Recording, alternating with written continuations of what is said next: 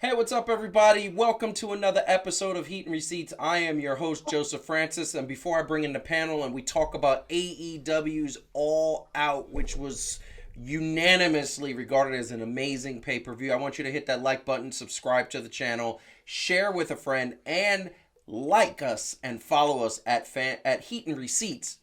Also fan to fan, why not? At Heat and Receipts on Instagram, Twitter, and Facebook. Let's get into it.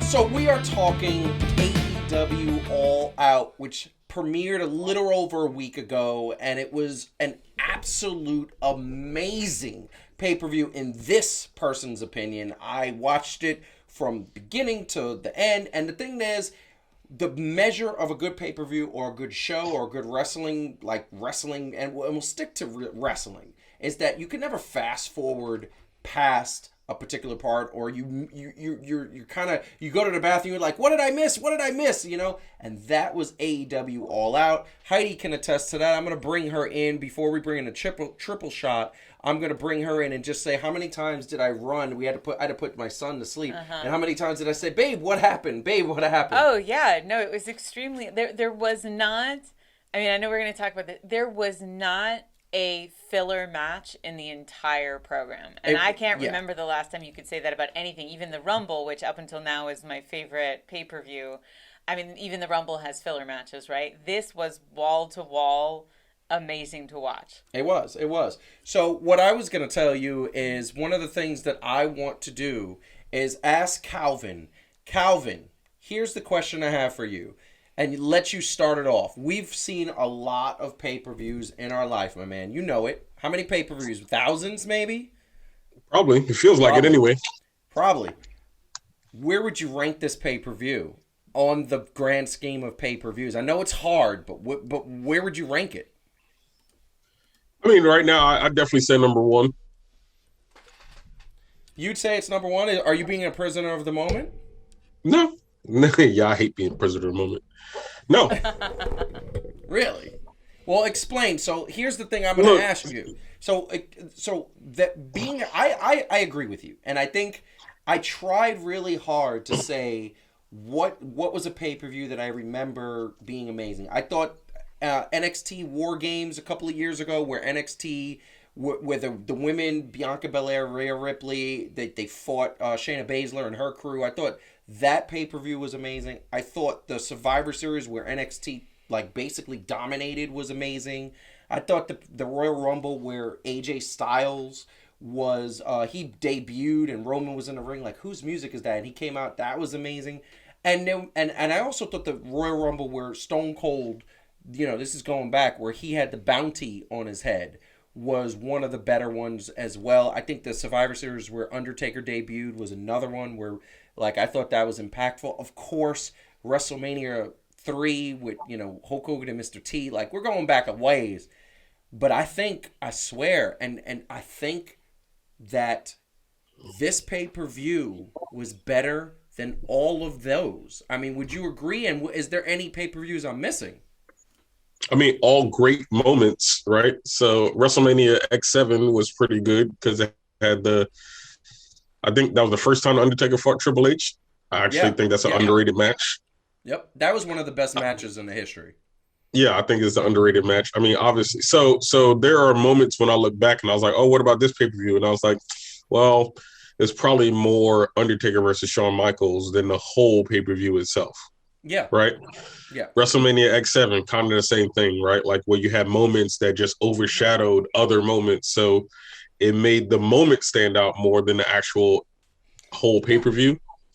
I mean, Hulk Hogan and Ultimate Warrior, I waited for that forever. I'm not going to lie. That's probably one of my favorite moments to watch. Agreed.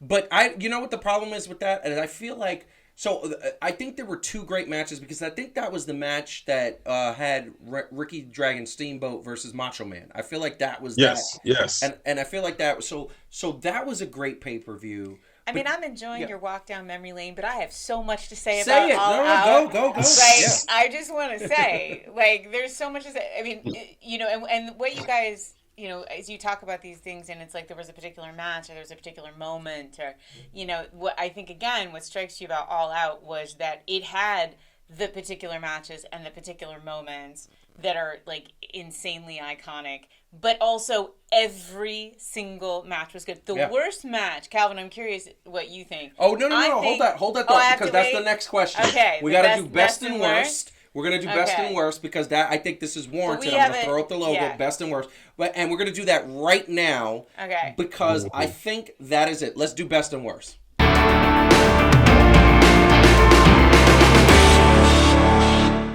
So we're doing best and worst. I'm going to let Heidi go first because, Calvin, you just got finished saying, I want you to give me the worst and I want you to give me the best. Okay. Come on. All right. You want me to do worst first? So yes, I think, and again, this is what is so funny about this and so great about this is really that hard. in my mind, the worst match of the night, just as a match, right? I'm not talking about the promo, the storyline, all this stuff, but just like as a match. The worst match of the night was Jericho and MJF, and it was a great match. It was a great match. But if you would go like pound for pound, how great was the wrestling? Yeah. Then I would say that was the worst, which is still to say it was really, really good, but it was just not as good as some of the other ones. If you go, should we do the worst ones first, or do you want me to do my best also? So I want to hear your best. So let's do best and worst. I have to say, so I have two best, and it depends on the following rule, because you and I argued about this the other day. All right. Very much. If you count what happened after the match, yes, then I think it has to be Omega and Christian because the emergence of both Adam Cole and Bryan Danielson were amazing. And so if you're including those two things as part of that match, that was an amazing match. Christian, I mean, I don't know what that bar he took to the ribs and was still just killing it. Like it was iconic. But if we were not playing by those rules and you said that doesn't count as part of the match, then I would definitely say the Bucks and the Lucha Brothers was one of the best matches I have ever seen in my entire life. This is what bothers me about you. How does that bother? Two. No.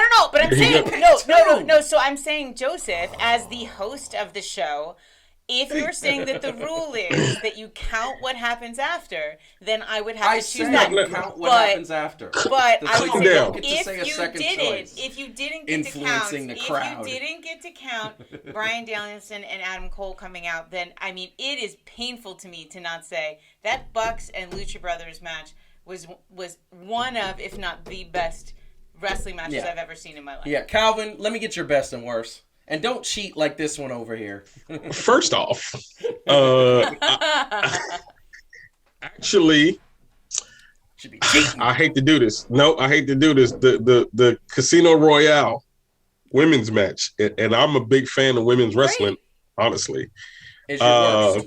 Was probably, and I hate to say worse like that because I know because of what it evokes, but it was good. It was good. It was just, I guess it was my least inch, and I get it. There's still a ways to go, so I'm not going to tear down their women's wrestling because they've come leaps and bounds.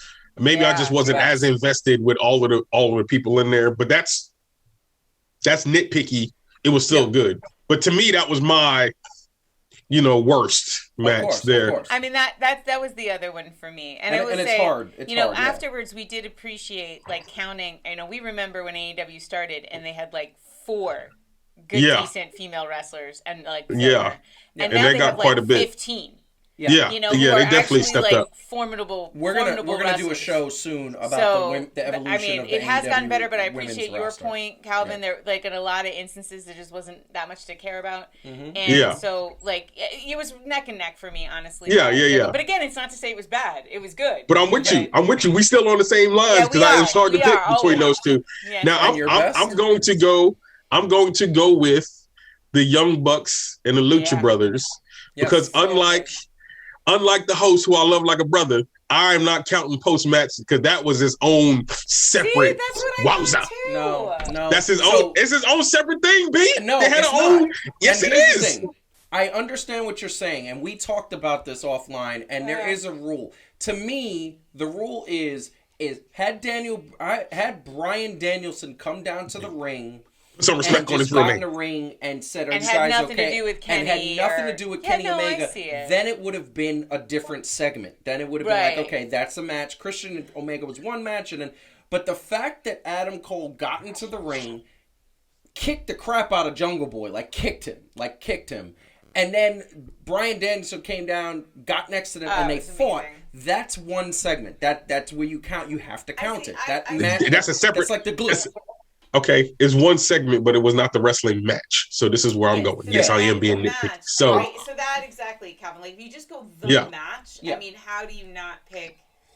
Although, again, the Omega and Christian match was amazing. True. And, Look, how do you?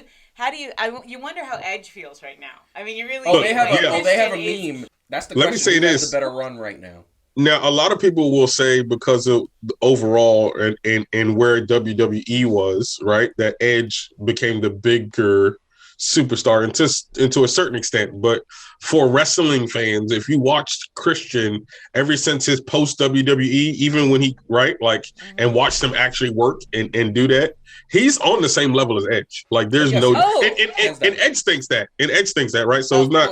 It's not even, but he's definitely. No, I just feel bad because it's you would have thought Christian got the raw deal because Edge got welcomed back into WWE with open arms. But I'm thinking right now Edge has got to be I think he got the better deal. So Christian got another belt. He got another belt and he's killing it, and he looks great, and his moves are great. He's taking risks. We were talking about this the other night. How awesome it is to see a guy Christian's age do stuff Christian has never done before, because that's the kind of place AEW is, right? They're not just pulling out their classic moves. They're actually doing new things. And how exciting is that? So you ain't hit me with no super one-wing angel, though, I'll tell you that. No, that'd be the last time that happened. And that was the moment where I never seen, and Calvin, correct me if I'm wrong, I never seen somebody spear somebody from the back and 2 seconds later spear him from the front. Yeah. I never seen that before. And we've seen thousands of spears, and we've never seen that before. I thought it was amazing. The whole pay-per-view as a whole. And for me, the worst was the women's battle royal. I'm with you, Calvin. And when you talk about ranking the match was 8 out of 10, and it was the worst for me. Yeah. MJF and Chris Jericho was really good because of the storyline that was being told. And the wrestling wasn't that great, but the storyline was being told. But it was very good. And it was very good. Here's my point. It's if your worst match is an 8 out of a 10, you're doing very well. And by the way, kudos to the women in that match, because first of all, Red Velvet ran into the match and almost killed somebody with her punch. She ran in, slid in, and knocked, I want to say it was the Bunny, knocked the Bunny. And kudos to the Bunny, who actually looked like a wrestler for the first time, in my opinion. I love Ellie. And then there were so many moments that I wanted Thunder Rosa to pull it out, but I love the fact that they're building Thunder Rosa up as you're gonna get there, but when she gets the belt, it's gonna be an emotional moment. Can I have an honorary mention for one of my favorite comedy moments was when Paul White not only kicked out of QT Marshall trying to pin him, but with one hand. Did you see this, Calvin? With one hand, picked him up and tossed him through the ropes out of the ring. Yes. I have never seen that before in my life, and that was dope. That was so great. And so I want to go there, but my worst match was the Battle Royal. Now, here's the thing. I'm with you both on the best match of the night is either the one of these two. Yeah. And Lucha Brothers and Young Bucks, oh my God. The stuff that we saw in that match, it was nonstop. Amazing. It was action-packed. The fact that he was bleeding through his mask, the fact that it was a cage, they were hitting those cages like nothing. The fact that they managed to get interference from the outside, which was dope because you didn't think that was going to happen, but they did. And there were so many moments. And then the Lucha Brothers winning was emotional. I was like, yo, this is so emotional. But I think the last match of the night and segment of the night is going to go down as one of the greatest moments in wrestling history. along the lines of Hogan coming out at Bash at the Beach when he was the third member, along the lines of Mike Tyson betraying DX, along the lines of Triple H beating Ric Flair to a bloody pulp, Triple H battling The Undertaker, Shawn Michaels battling The Undertaker, all of those matches, CM Punk, pipe bomb, and also him taking the belt and leaving. And let's not forget about CM Punk. His match with Darby Allin was fantastic. And it was perfect. We did a whole part one about Part one is the CM Punk. Part one is CM Punk. But my favorite match of the night and the best match of the night was Christian versus Kenny Omega. Kenny Omega is in a league of his own. Brand new number one wrestler. Returning number one wrestler. PWI 500 top wrestlers. Kenny Omega is number one. Again, and he is number one again, and he is the guy you're banking your company on. And Christian made him look like a star, and he made Christian look like you still got it. And then for those guys to come out, and Calvin, did you tear up a little bit when Adam Cole came out? Because that's your boy, that's your man. Hey, boom, definitely. Talk to us about what you were feeling when Adam Cole came out, because that's a lot of storyline. Look, into their credit, so and for most people that don't know, the kiss from the Young Bucks is interesting that they decided to do that, because that's what they did when Marty Scurll took over leadership of the Bullet Club from Adam Cole.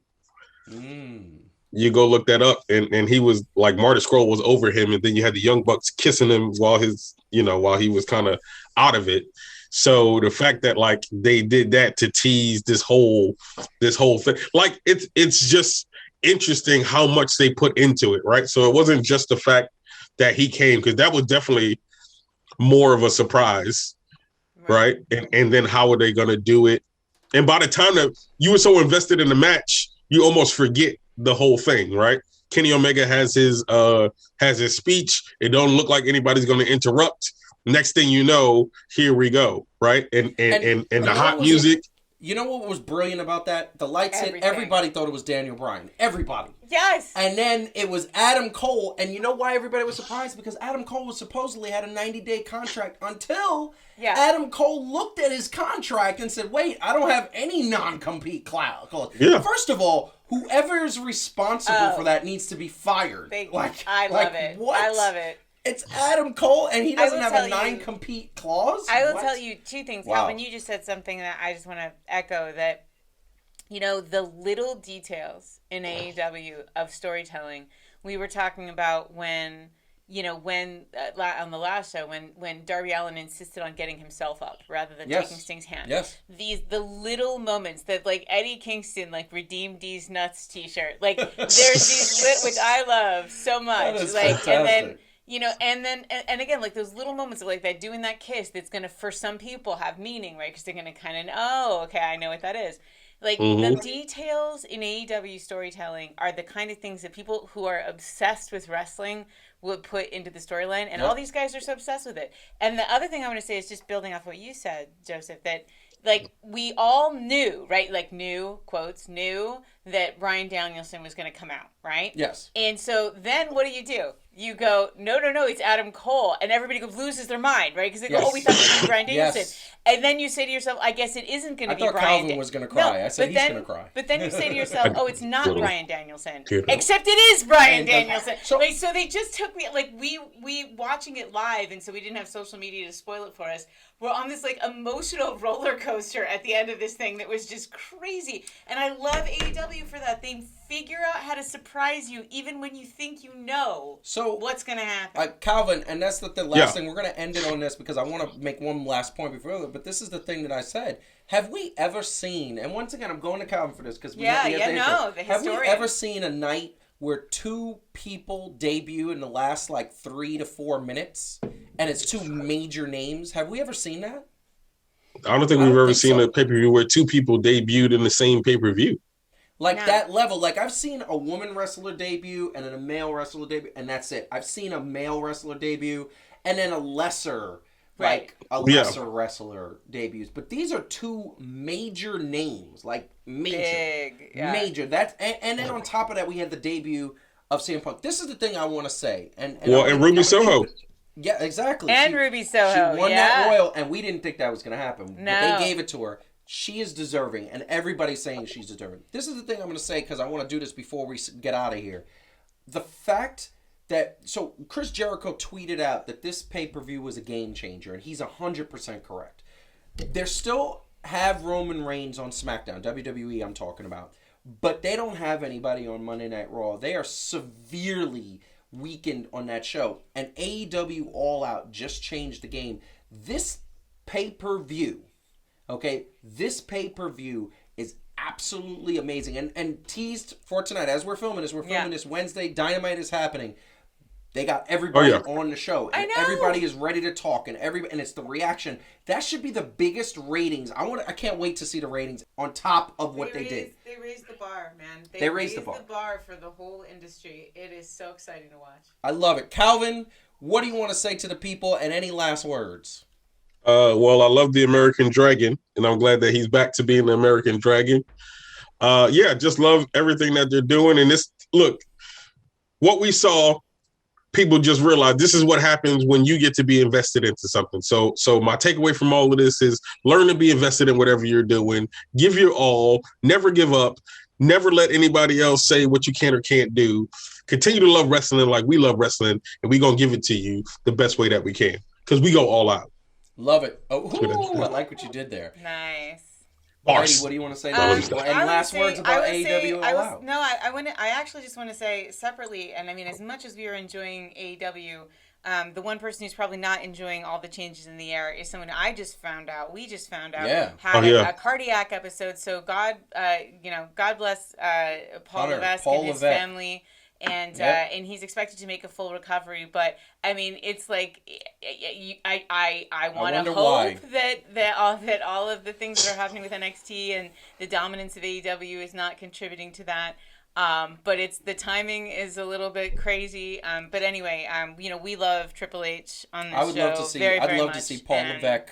I want to see Triple H. I want to see Paul Levesque in AEW, not Triple H. That would be hot. So we're a big fan. We're all big fans of his. So Godspeed to him healing. I love it. No, very much. And this is the thing I'm going to say, and I'm going to go to single shot. This was fun. We were doing it quick. Literally, we're about to go live because we're doing this right before Fan to Fan. But I want to tell everybody, this was fun, and we love it. It's such a good time to be a wrestling fan. We're looking forward to reporting more. Next episode, rumors of Kevin Owens / Kevin Stein going to AEW. Are we going to see that happen, and why not, right? His contract, little foggy, but now we're hearing, Calvin corrected me earlier. It is correct. His contract's going to be up in about 6 months. We're going to talk about that. AEW All Out. Keep watching wrestling. Watch AEW. Watch this show progressing, because we're seeing a revolution, as Cody Rhodes said. In the meantime, this has been Heating Receipts. I've been your host, Joseph Francis. That is Heidi Grant. That is Calvin Breamfield. And we are here. Follow us at Heating Receipts on Instagram, Twitter, and Facebook. Like us, share us, and subscribe to the channel. Peace!